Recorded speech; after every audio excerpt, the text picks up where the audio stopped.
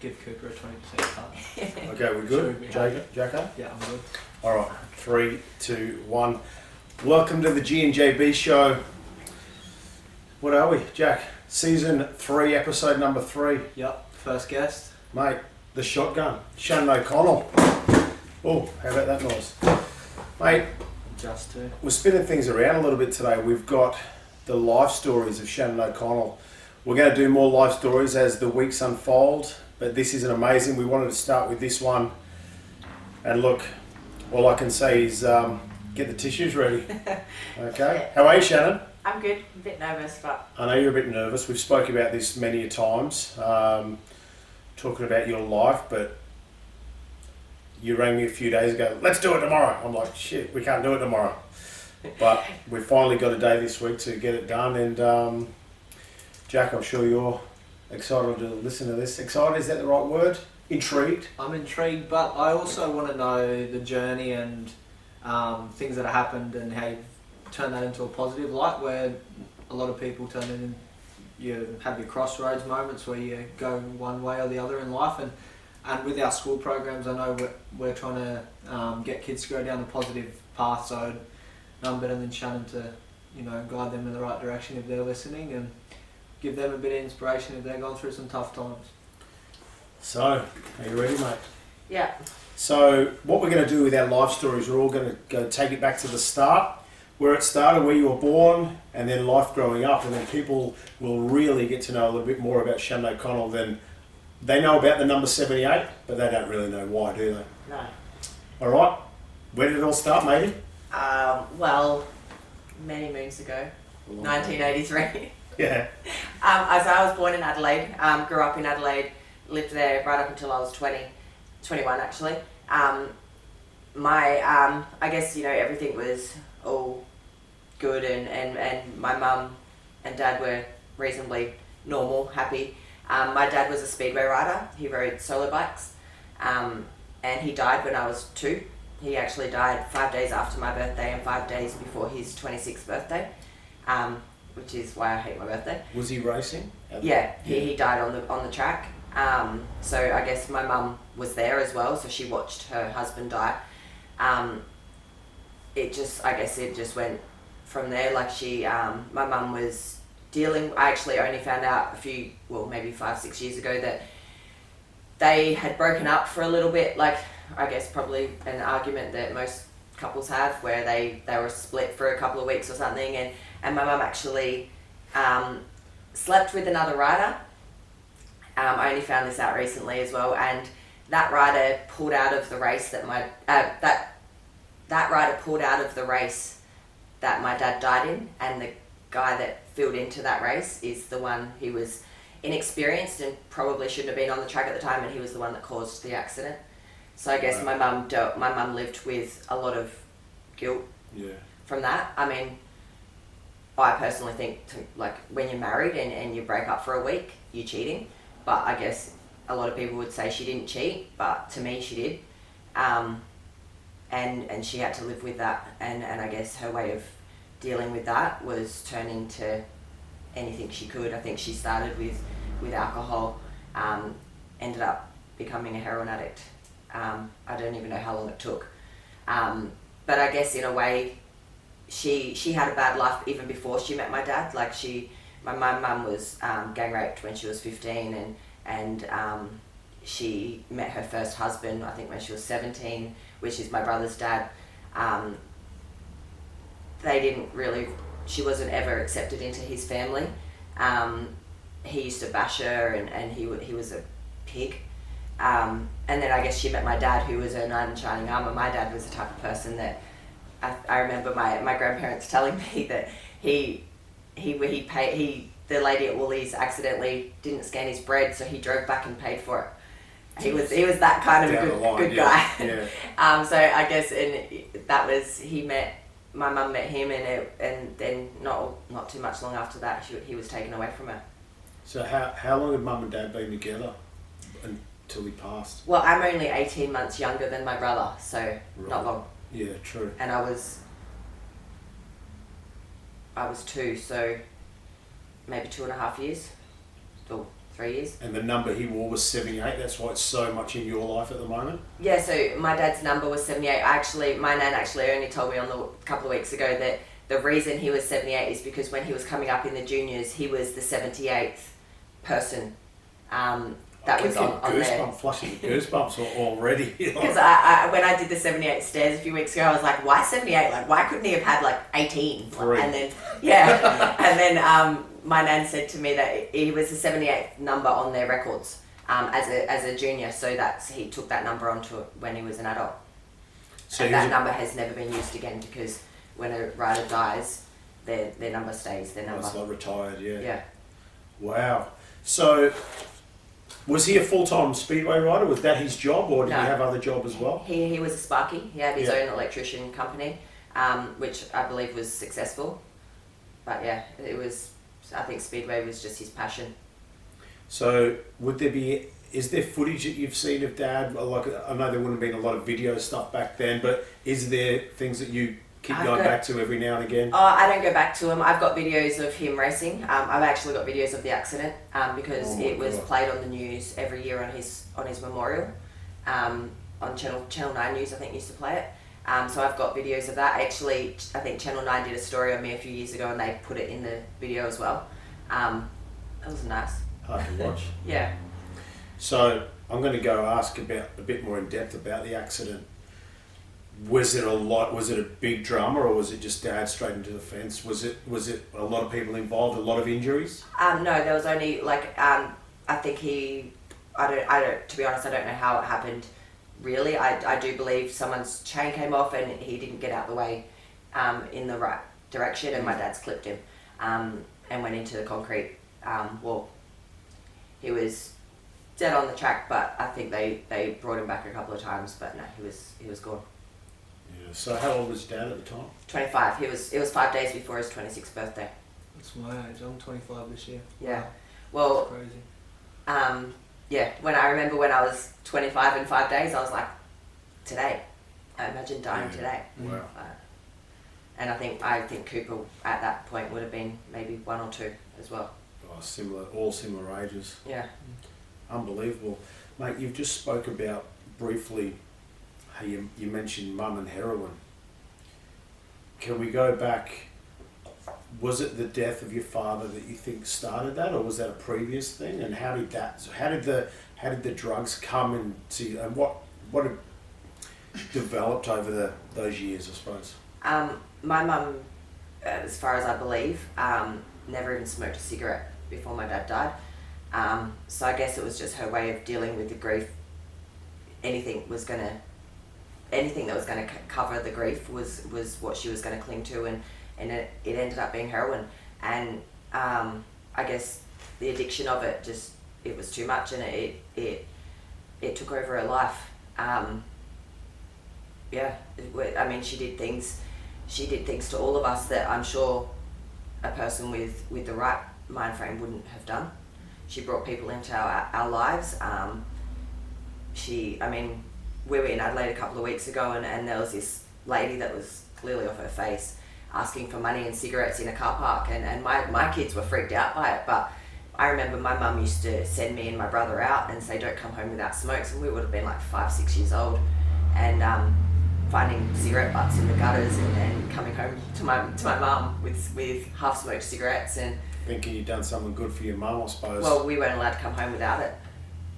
Wow. I think, like when I do see, like similar to probably Cooper and Taylor, it's, for me, that'd be confronting. Like seeing someone like that, when I run in the city or something and someone's off their face, it's different to what I'm used to. But if you've grown up in that environment, that'd be something it's just normal to you. And and I'd be the same as your kids. I think that's something that I'm sort of struggling now to deal with, is the fact that I thought my life was life. Like, I didn't realise until now that I'm seeing a different side of life, that's not life. Yeah. Like, what I went through was traumatic and confronting, and it's not how life's supposed to be. Because you're a kid, you don't know any better, do you? No. You just think that's normal. Yeah. And it's not till you grow up and you've had your own kids and you've shown them a better life, and I'm sure they appreciate it. Yeah, for sure. Well, I hope so. They're bloody better at that. they better know about it.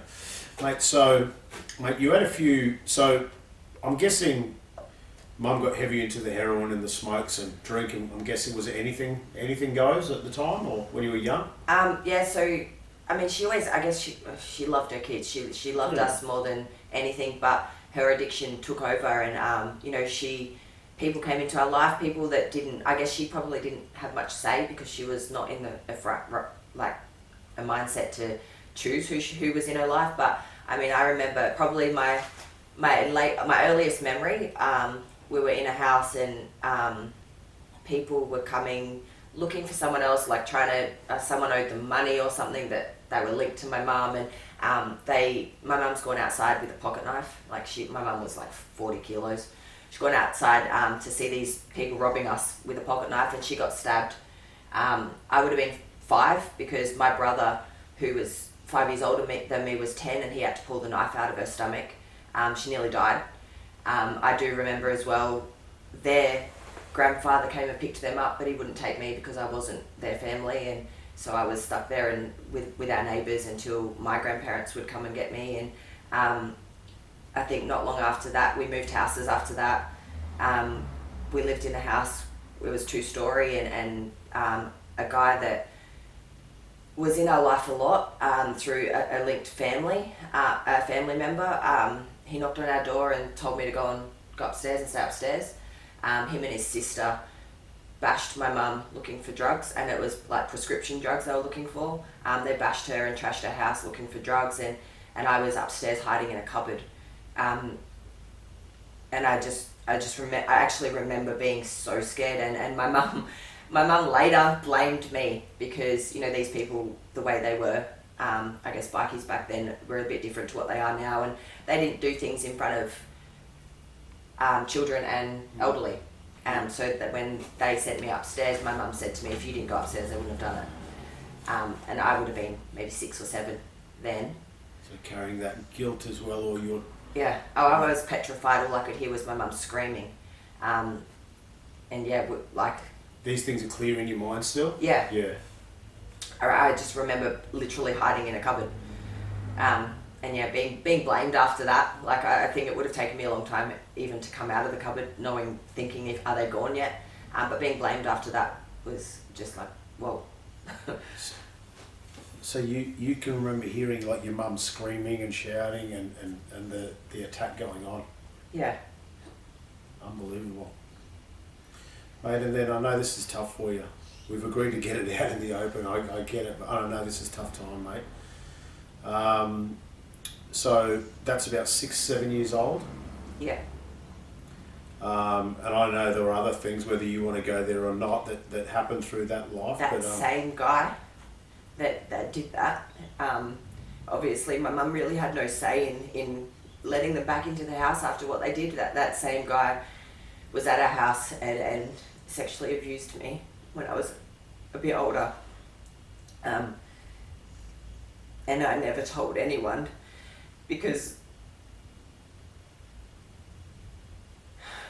my brothers we were raised to be very protective, and my brothers was so protective of me that I knew that if they found out what had happened, that they would try and protect me and they'd get themselves hurt.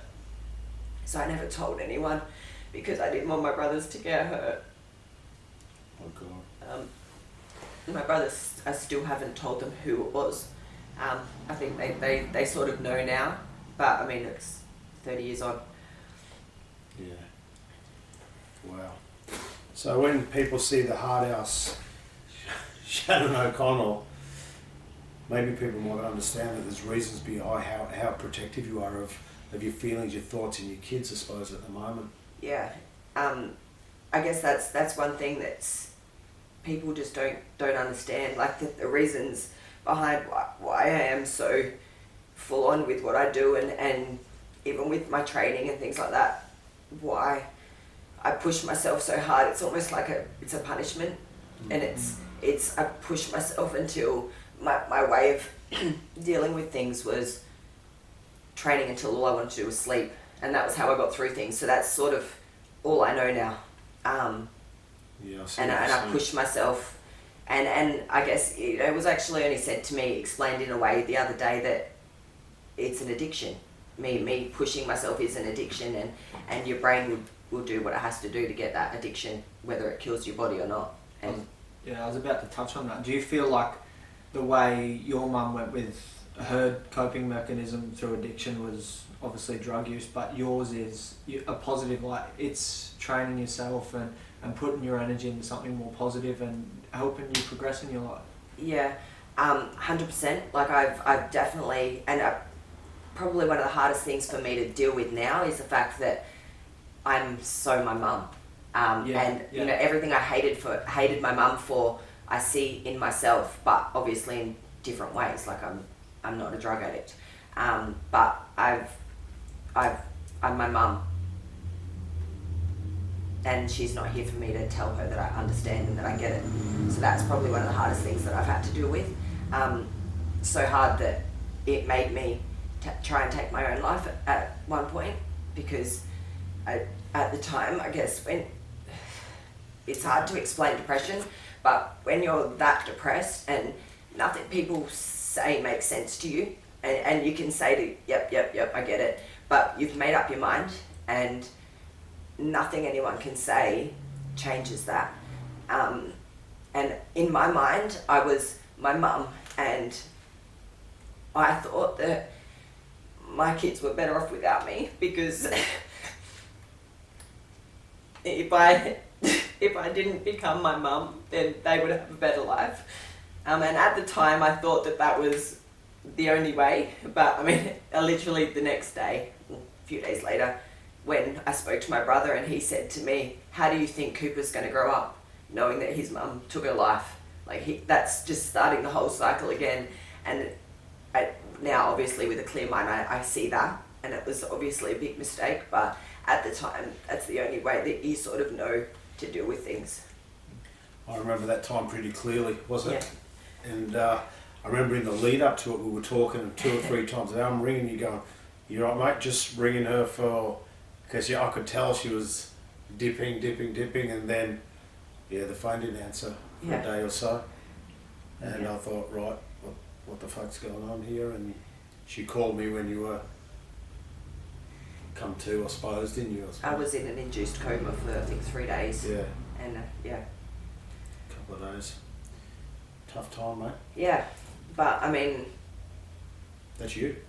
yeah, and people don't understand, people don't get it. I don't tell everyone. I'm not about a sob story, but I guess it's good if people are listening to see that, you know, there's a reason behind this hard ass bitch. It's not a choice. Yeah. Like life made me this way. I don't think it's a great thing, but I mean, if I've always said, if I could help try and save one person's life by sharing what I've been through, then everything I went through was worth it, because I am here today to tell the story. Mate, there's also another brief story you've touched on me previously in the past. And look, I'll cut it if you don't want this mentioned, I'll just take it out. But if you want me to just roll it, then I'll keep going with it, 'cause it's not live at the moment. To me, this is one of the most frightening, scariest things, because it's totally not my world. I'm sure you told me that you had to inject your mum with heroin at one stage. Am I right? Or is It wasn't heroin, it was pethidine, which was prescribed, but it was obviously to help get her off. My mum was on like the methadone program and all that, and she got, I think there was a certain amount of pethidine injections that they gave her a month. And yeah, she, so when I was 10, one of the people who's related to this family that we couldn't really get away from died and was placed in our driveway. So my mum, he died of a heroin overdose, and he was parked in our driveway. So my mum was obviously, they thought that my mum had killed this guy, which she didn't. They were out to get her. Like this family, there was, I think, 9 brothers, 2 sisters. Same family that you talked about. Same family.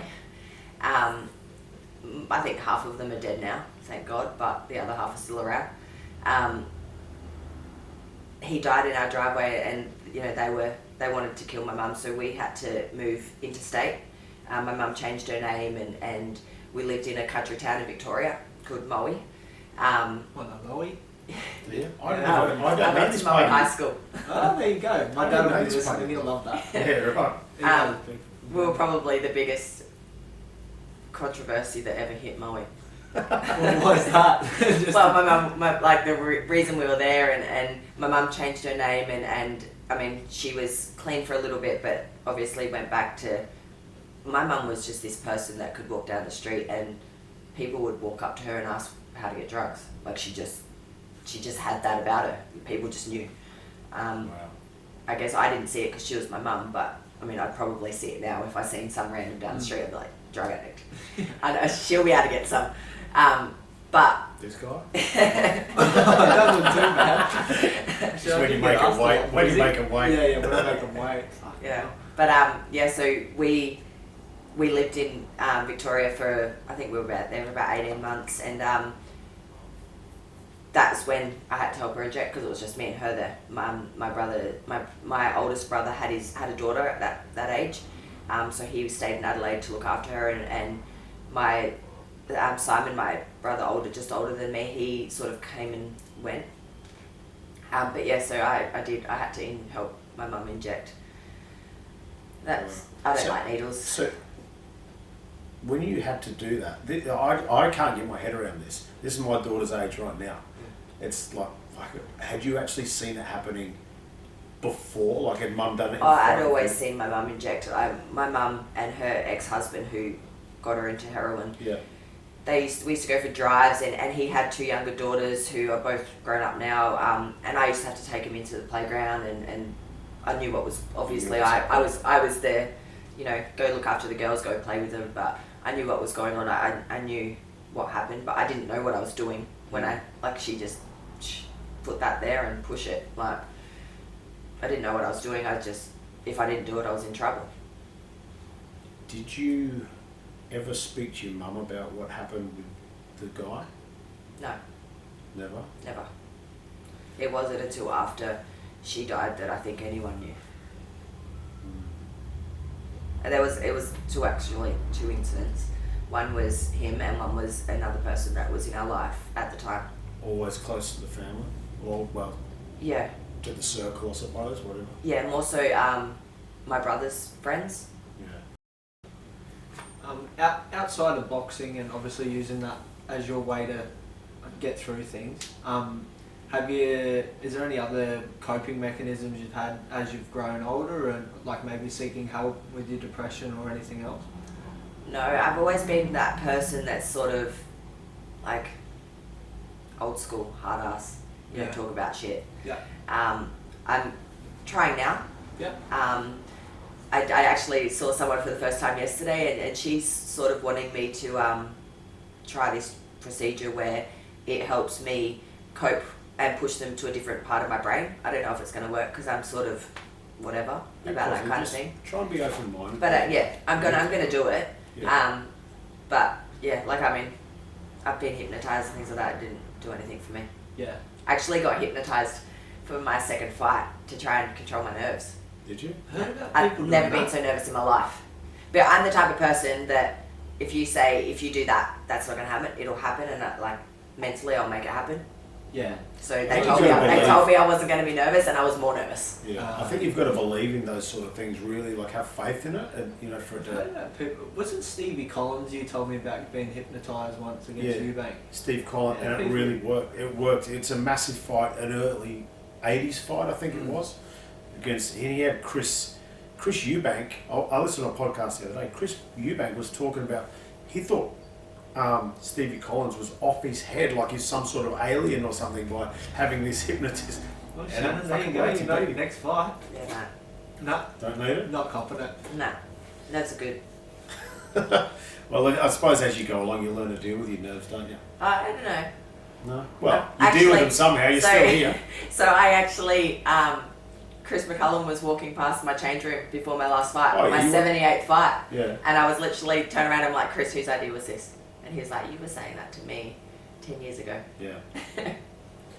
I remember the fight when you fought Corey Farr. Obviously, we were in the same dressing room, and you were you just had this stony faced look. You were like in your own head talking to yourself, and to me, then you looked really nervous in that fight for some reason. That fight was different for me because it was Corey. It was someone that I knew so well, someone that I thought was a friend, and we'd sparred so much, so I knew how dangerous she was, and that fight was different for me than any other fight. They were different nerves. Like normally, once my music turns on and I hear it, I walk into the ring and I'm like, sweet, let's do this. For that fight, I was literally standing in the ring, going like, what the hell's going on? Where's my head gear? I remember speaking to you like I don't know, a few days, and obviously we speak often before, and you just saying. You had this, occasionally you'd have these waves of doubt coming over you. What if she beats me? What if this? What if that? What if that? And I'm going, what are you talking about, mate? You know exactly what if I forget what to throw, like how to, like who throws the first punch? What if I forget what to do? I know boxing better than I know me. Yeah, it was weird. I'm thinking, fuck it, what the fuck? I did that with everyone. What about? Yeah. Do you find you overthink a lot before you fight? Yeah. Yeah, I'm the same. Do you think of? I know everyone says about like visualizing positive things. I visualize real negative shit. Same. Yeah, I visualize like if I get knocked out, how am I going to get back up? And what if he clips me with this? That whole last fight, but it makes me better. Yeah. Yeah, are you a bit the same? Yeah. I know I'm not sure if it makes me better, but it happens, and I'm like, no, stop it, stop. That's not real. That's not real. It's not happening. But mate, I think those doubt things come into a lot of people's minds. To be honest, in different people talk avenues. shit like they think everything's positive and I'm gonna knock. Yeah. Nah, you have. You're doubts, nervous? you have No. thoughts. Yeah, 100%. It's really called scared. But I mean, if you're not facing things that you're scared of in your life every day, what's the point in living? Yeah, mate, it's going to be a boring life, isn't it? Like I see so many parents wrap their kids up in cotton wool, won't even let them play any sports because, what if they get a scratch or what? Mate, what if they cross the road and get bowled over? That's going to be worse. Yeah. You know what I mean? So yeah. Mate, tell us how you've had some negatives, obviously we've just spoken about it. Now let's go back. Let's tell us the next stage of your life. So you've got up to roughly 12 years old. What was high school years? You've gone to high school when you were in Melbourne? Well, actually, so I was like 11 and I started high school, I think I did year 6 and graduated, and because in Victoria they've always done what we're doing now. Yeah. Year 7 was high school. So I started high school and then I came back to Adelaide and was in year 8 again at my first year of high school. Yeah. And I mean, I did all the same stupid 13, 14-year-old things that everyone's doing. I thought, like I was pretty bad at school. Pretty. As far as academically?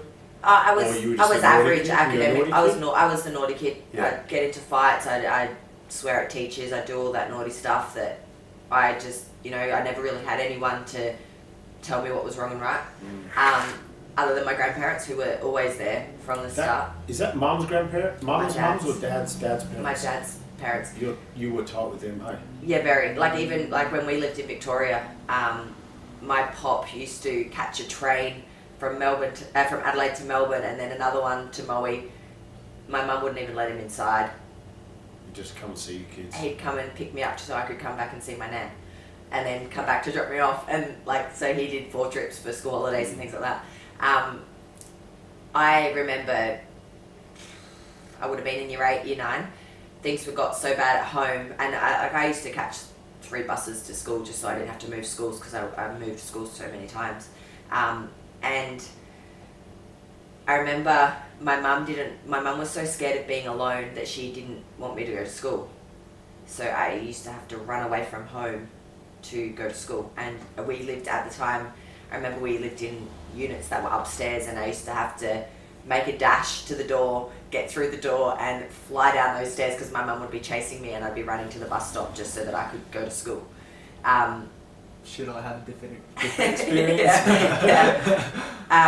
And then running the other way. Yeah, and I remember like we lived in at the time there was a caravan. It was in West Beach, and there was a caravan park down the road, and I used to run down there at times, and my grandparents had like a reverse charges number that I could ring them on, and I used to ring them. Remember those days. And my pop would come and pick me up. My grandparents lived at like an hour's drive from West Beach, and he used to come and pick me up, and I'd be hiding from my mum in this caravan park. I mean, people probably thought I was just some grub trying to break into their caravans.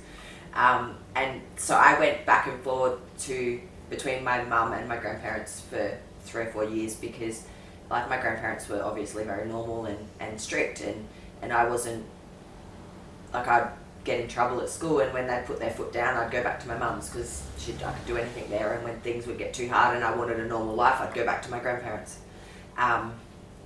So I did that, and then I ended up... Did you go to grade 12? Did you go to grade 12? No, I finished year 11 and got a job. Yeah. Back then, they used to say, if you didn't want to go to uni, there was no point. So I was like, well, I don't, like, what's uni? What even is uni? Yeah, like, can't even spell it. Yeah. I guess it's like high school, schooling wasn't as important back then as what it is now. Guys, don't drop out of school. Don't do what I did. But yeah, so I got a job, and I lived with my grandparents then for most of my late teenage, early adult years, until I started partying and getting into party drugs myself. And it was someone saying, it was actually the mother of this family saying she's going to turn out just like her mum, that I put my foot down, and I've not touched drugs since.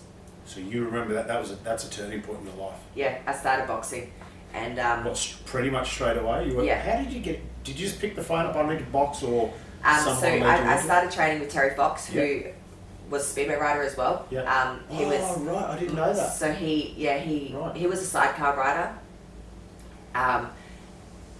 And my dad, so he knew my dad. My grandparents were always very involved in the speedway, even after he died.